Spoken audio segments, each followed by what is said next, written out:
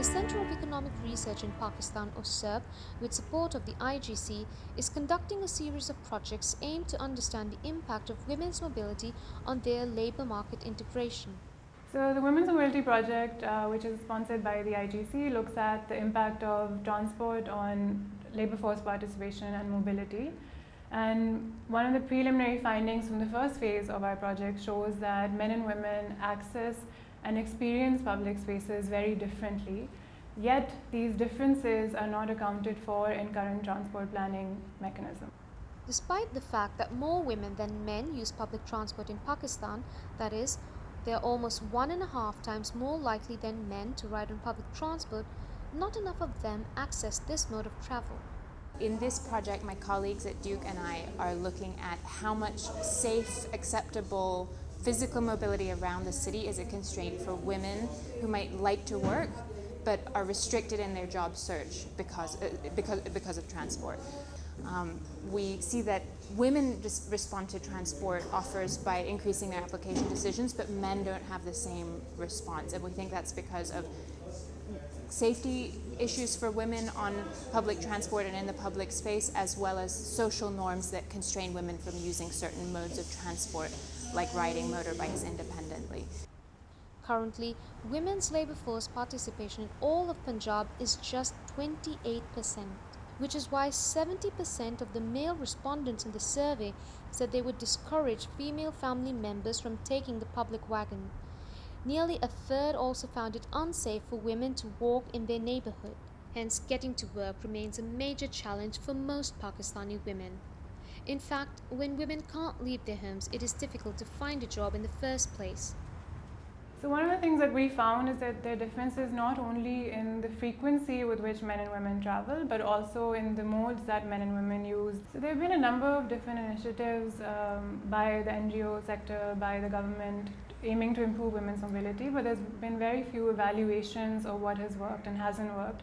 And with our work recently, the government has started to take more of an interest in the ways in which they can address gender constraints in transport planning. In my role as the former chairperson of the Punjab Commission on the Status of Women, I have used the research conducted by CERP with support from the International Growth Centre to highlight women's issues and to advocate for better policies and for designing better interventions for women in transport. These can take various forms. That could be segregated spaces, or it could just be about training the drivers and the service providers to make sure that these public buses, etc., are harassment free. They are more suitable to women's needs. The Government of Punjab, through the Lahore Transport Company, or LTC, has launched multiple women's-only services such as the Pink Bus routes and Women on Wheels. But the social and economic impact of such interventions has not been rigorously evaluated. Transport constraints restrict women's mobility as well as their autonomy.